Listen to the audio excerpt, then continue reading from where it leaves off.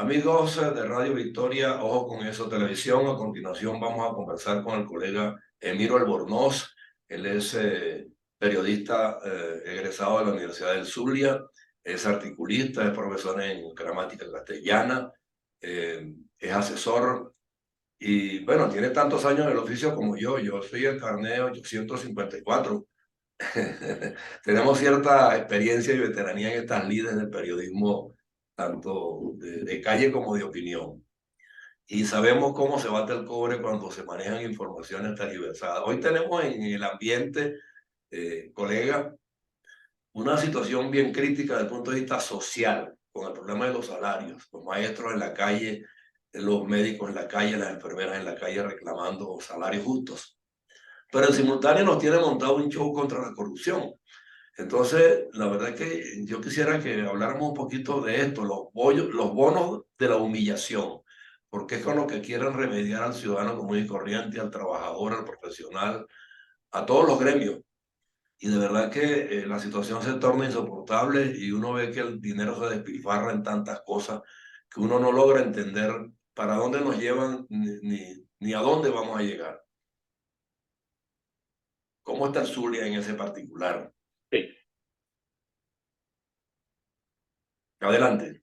sí, bueno, mira, ese artículo de los bonos de la humillación, decido escribirlo porque se presenta en un momento en que en la calle andan todos los trabajadores cada día, en todo el país, andan los maestros, andan los médicos, andan los bioanalistas, los profesionales de la salud, anda todo el mundo, los empleados públicos, los jubilados que tienen en estos momentos un salario mínimo que creo que está en $5.40. Si sacamos la Imagínate. cuenta, porque son 130 bolívares mensuales. Mira, con $5 no se puede comprar ni siquiera un medicamento. Hay medicamentos para aliviar la tensión, lo que son, la mayoría de los adultos tienen problemas de hipertensión. Y un medicamento, para nombrarte uno, el Olmesartán, por ejemplo, que cuesta 269 bolívares aproximadamente. Bueno, esos son más de $10.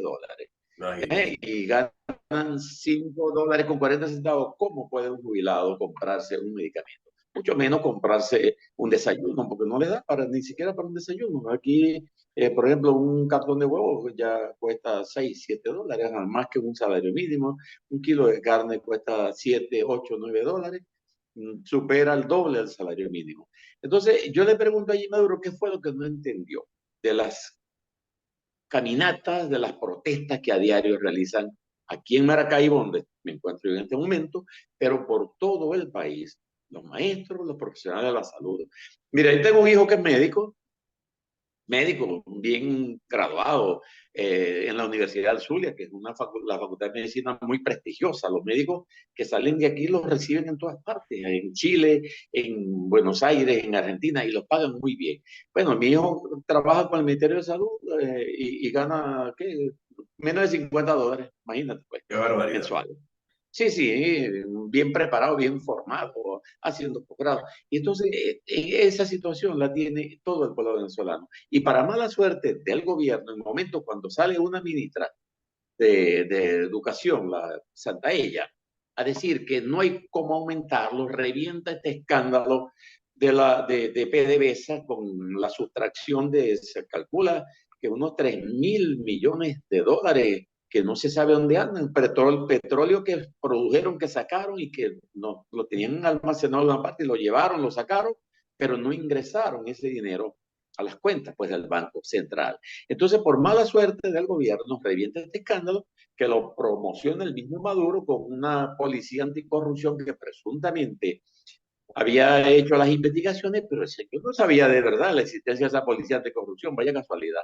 Entonces, y todo el mundo sabe que en realidad no hay ninguna intención de lucha contra la corrupción, porque este gobierno lleva ya 22 años. Desde los comienzos de Chávez, en el Plan Bolívar, en el año 2000, cuando inventan el Plan Bolívar 2000, bueno, se produjeron unos hechos de corrupción escandalosos. El mismo Plan Bolívar 2000 se perdieron allí miles de millones de dólares. En el plan, el central azucarero del estado de Barinas, lo llamaron el azúcar amarga, allí en Bolívar se perdieron 10.000 millones de bolívares, que en ese momento era mucho dinero, y después vino el caso de los alimentos que compraban casi a punto de vencimiento, a precio de gallina flaca, los vendían como si los cancelaban como si fueran para las cuentas de quienes hacían la negociación, como si fueran alimentos en buen estado. Bueno, y cuando llegaron aquí a los puertos del país, venían podridos, pues eso es el famoso No, caso Ude. y no es que venían, sí, siguen llegando, porque hace una semana había un señor en Portuguesa demostrando que el atún que le meten en la bolsa Club Sí, es un sí, producto de mala correcto. calidad. Y por ese hecho, inclusive, cerraron un medio de comunicación por haber difundido la información. Sí, porque precisamente que los corruptos vienen y compran esos alimentos a precio de gallina flaca y los ponen como si hubieran comprado, como si fueran un alimento con un tiempo bastante elevado de vida. Entonces se producen estas situaciones. Pues entonces ya desde el año 2000 la corruptela venía y después viene lo de Odebrecht, las Eso, obras de Odebrecht. las obras Imagínate, vías, el exacto. puente, mira, el puente Nigales, se dice que pagaron 14.000 millones de dólares a la Odebrecht. Pusieron las dos piedras que están hundidas hoy día, no se sabe dónde están, ya las tapó el lago. Levantaron, aquí vino el ministro Jaime Eltrudi en ese momento, que era el gobernador de Francisco Arias Cárdenas, y fueron a hacer una inspección y ya estaban anunciando que iban a empezar a enterrar los pilotes en el lago y no sé qué cosa. Mira, y resulta que no hay puente, no hay nada, pero tampoco están los pobres, no aparece. Bueno, el caso también de la electricidad, de la energía eléctrica a través que iban allá en La Guajira. También, no recuerdo cómo es el nombre de ese sistema, que era a través de unos molinos de viento, Ajá. etcétera. Bueno, eso también, ahí están un El monumento, campo, un campo eólico que iban a montar allí. un monumento a la desidia. Ajá. Ya los han desmantelado, se llevaron buena parte. Sin embargo, por ahí todavía aparece la Guardia Nacional y que cuidando lo que queda.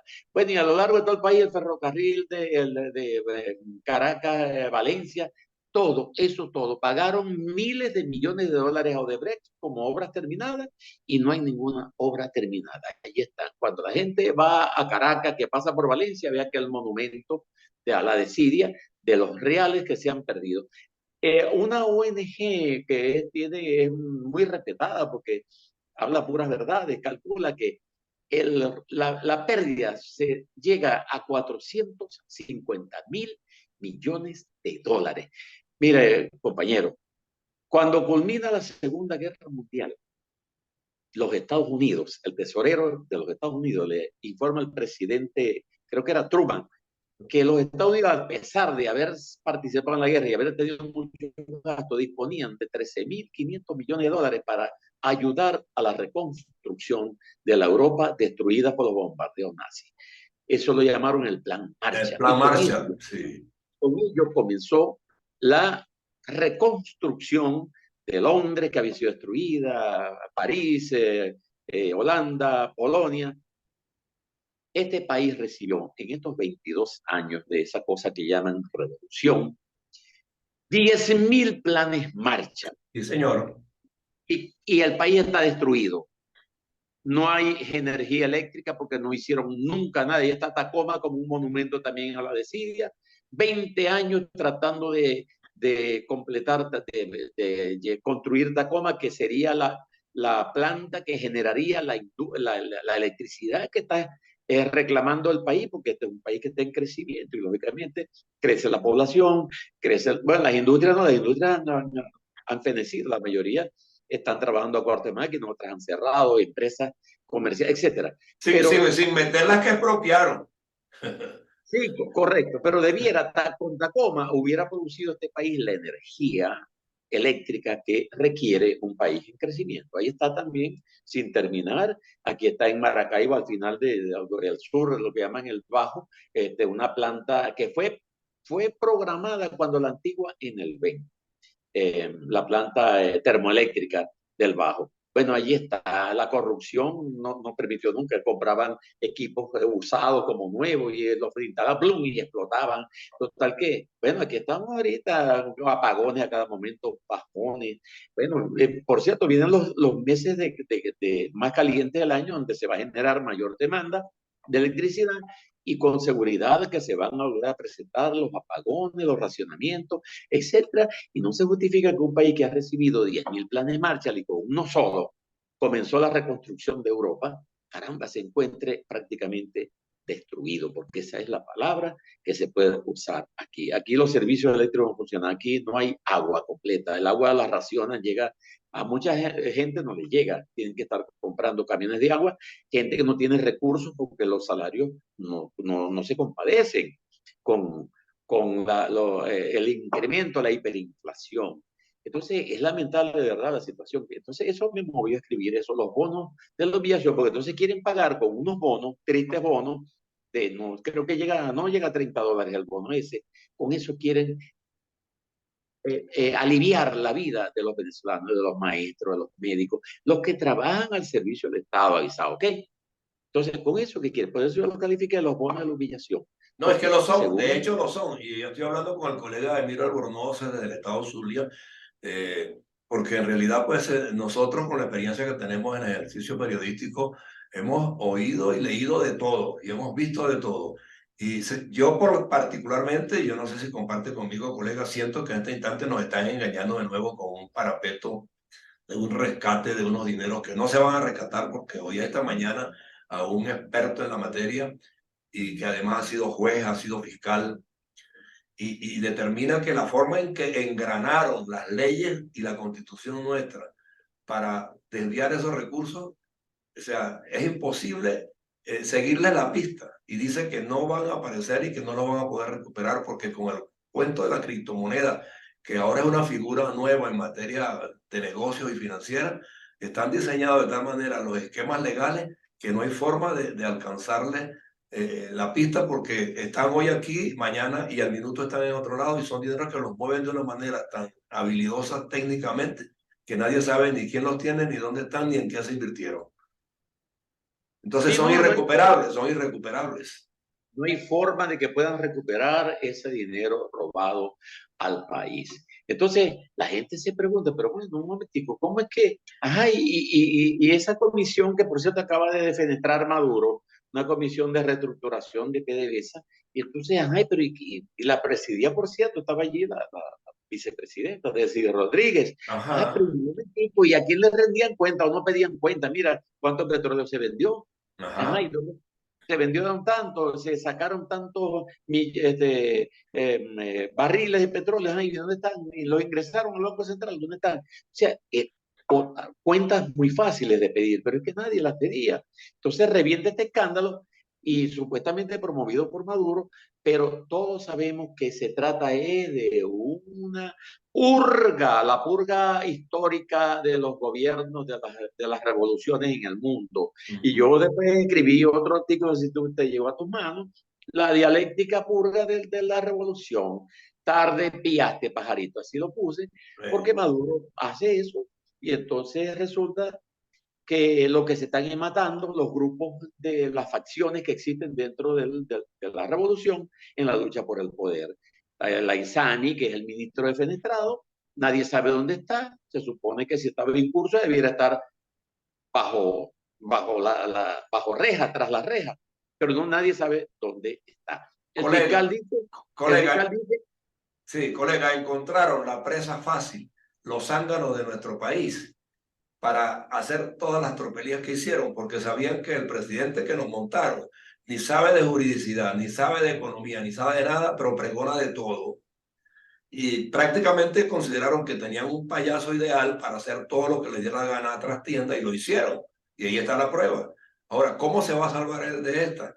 No lo sé, porque también tiene un juicio abierto en la Corte Penal Internacional. Al final no sabemos si tendrá que pagar todas estas consecuencias juntas. sí, mira, yo creo, yo he calificado, bueno, la calificación que le dan a los gobiernos como esto, ¿no? Fallido y forajido. Es fallido porque no ha cumplido con las expectativas que se creó el pueblo venezolano desde el primer momento cuando fue electo Chávez, que ganó con sus votos, porque este pueblo, ya a veces digo que los pueblos que no tienen cultura cívica les suceden estos hechos y lamentablemente se repiten. Porque en el tiempo de Chávez, bueno, Chávez dijo después, cuando a punto de morir, se voten por Maduro, y la gente fue y votó por Maduro. Entonces es fallido porque no cumplió con las expectativas, ninguna. Y forajido, bueno, porque tú conoces la violación de derechos humanos muy elementales, la falta de castigo para la corrupción, los corruptos, bueno, y toda una serie de hechos que le dan la calificación de gobierno fallido y forajido. Exactamente, eso es. Y bueno, estamos ante un panorama que sigue siendo incierto. Yo no sé si la oportunidad que se nos ha abierto de recomponer el panorama político llega o no llega, no lo creo todavía, tendríamos que esperar un tiempo más, pero por algún lado se tienen que empujar las causas de la libertad y la democracia nuevamente. Nosotros intentamos hacerlo como comunicadores, ya no en los medios convencionales porque también nos despojaron de ellos. Yo creo que el Zulia inclusive es uno de los estados donde más emisoras se han cerrado. No, y los No, diarios, ya no existen. ya no hay diarios impresos porque el gobierno, esa fue una política, una estrategia, asumió el manejo del papel periódico y entonces no le suministró el papel periódico más nunca a los diarios que formaban opinión pública, como el caso del Nacional en Caracas, Panorama en Maracaibo, el diario La Verdad, etcétera. Y en todo el país los diarios no funcionan. Solamente había papel para los diarios al servicio de la revolución, como el VEA, el Correo del Orinoco, unos pasquines que no los Pro- leen, meramente pero propagandísticos, meramente sí, sí, propagandísticos. Sí. por supuesto, propagandista de la revolución. Mira, y lamentablemente, tú hablabas de la oposición. Faltarían, supuestamente en octubre está fijada ya el 22 de octubre la realización de las elecciones primarias para que la oposición escoja un candidato unitario, que si la oposición logra llegar con éxito a eso y se escoge, mira, ese va a ser el presidente de Venezuela. La única forma que puedan evitar eso es que no haya elecciones, porque con ese CNI se les ganan las elecciones, ese Sí. CNE. Pero bueno, si con el CNE de las comadres, como las llegaron a calificar, no perdieron las elecciones en el año 2015, las elecciones parlamentarias, y se les Sí. ganó por las 2/3 partes, lo que se llama una paliza.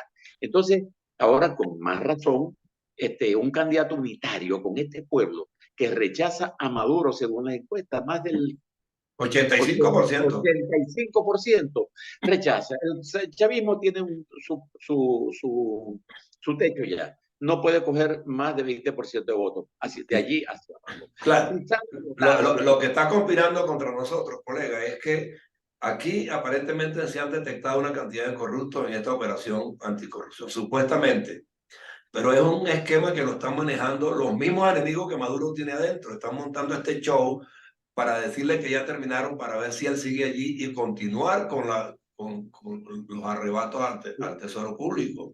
Sí, lamentablemente, colega, yo tengo mi manera de pensar en cuanto a que de aquí a cuando vengan las elecciones es mucho lo que va a sufrir este pueblo, porque este gobierno no tiene posibilidades de resolver la tragedia socioeconómica que viven los venezolanos. ¿Por qué?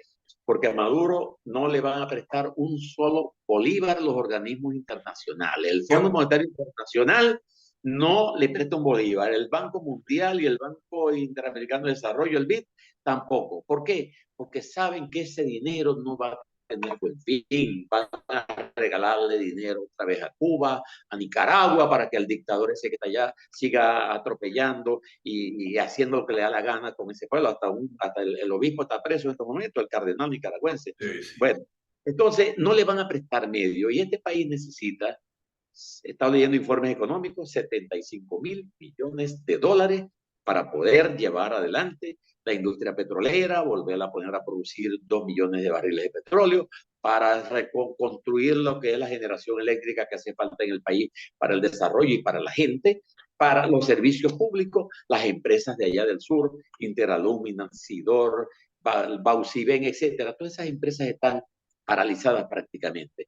Hacen falta 75.000 millones de dólares. Aquí cualquier gobierno medio decente que se instale, les van a llover esos créditos y tenemos cómo pagarlo. Grecia, mira, Grecia hace como 5 o 6 años, creo que más o menos, entró en crisis, bueno, porque los que llegaron allá parecidos a esto, se pusieron a jubilar gente a los 45 años, imagínate, pues, un país que no tiene mayores, no fue bendecido por la naturaleza como nuestro país Venezuela. Bueno, entraron en crisis y el Fondo Monetario Internacional les metió una receta, aquí está, pero 50.000 millones de dólares le prestaron y están saliendo. de su deuda y de la crisis. ¿Por qué? Porque les prestaron, pero a nosotros no nos van a prestar medios mientras Nicolás Maduro se encuentre en el poder. Son 2 años más de sufrimiento que vamos a pasar los venezolanos hasta que llegue el momento de las elecciones que a punta de votos democráticos saquemos del poder a Nicolás Maduro y a la revolución que le ha traído esta catástrofe a Venezuela. Sí, y bueno, y abogar nosotros desde estos medios para que la unidad verdadera se produzca en la oposición, que salga quien salga, todos remen en la misma dirección de conformar cuadros de gobierno y ministeriales y gobiernos regionales que se aboquen a crear programas concretos específicos con la inmediatez necesaria para que la gente se reivindique y que cada quien luego, de manera particular, bueno, se trace su propio crecimiento personal y familiar. Porque Sí, sí, eso dale, mira, de que tengamos un estado dadivoso, eso tiene que acabarse. No es la manera de crecer y progresar. sí, tenemos que llegar a un momento en que la oposición tenga una unidad monolítica para Monolítica. ir a esas elecciones del 22 de octubre y el candidato que gane será respetado y ese será el candidato a la oposición y mientras vienen las elecciones, bueno, sigamos llevando el San Benito ese encima, sigamos sufriendo con la esperanza de que una vez que sea derrotado el gobierno en las elecciones del año 2024, que serán en diciembre, si el gobierno no sale por ahí con una de las de ellos y le cambian la fecha, pero ya necesariamente tendremos que seguir esperando, porque es la forma de sacar un gobierno a punta de votos democráticos. No hay otra. No hay otra, sí. Bueno, amigos, yo he conversado hoy con mi colega Emiro Albornoz del Estado Zulia. Por supuesto, nosotros vamos a continuar nuestra lucha en esta plataforma, que son los medios en los que disponemos hoy para llegarle a la gente. Aquí tenemos la audiencia y vamos a aprovechar pues estas plataformas para que el mensaje cale, para que la gente se concientice, para que de verdad rectifiquemos el rumbo porque nos equivocamos e históricamente ese es un lunar que tenemos allí que hay que estirparlo algún día y ojalá que sea lo más pronto posible y que estas primarias de verdad nos abran el camino idóneo para encontrar ese objetivo.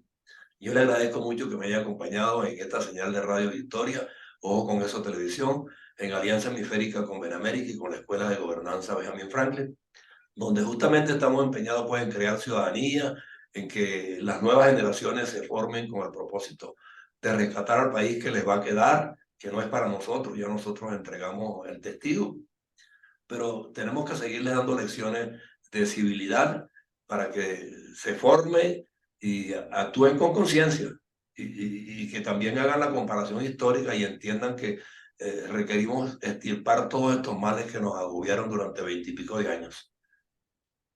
Así es, colega. Muchas gracias. Estamos a la orden para cualquier momento que consideres que podamos expresar alguna opinión en torno a algún problema específico y, como no, con mucho gusto atenderemos cualquier otra invitación. Muchas Sí. gracias. Tiene la puerta abierta, usted tiene mi número, me llama cuando desee expresar a alguien, cuando tenga a alguien que quiera conversar con usted a través de nuestra Muy señal. bien. Muy Sí, bueno. Sobra sí, la sí. gente que quiere expresar su opinión. Bueno, usted tiene la libertad como colega pues de invitarlo y la plataforma está a su orden y es suya, disponga de ella cuando quiera. Gracias. Procure los invitados, me avisa y simplemente yo les abro señal. Ok.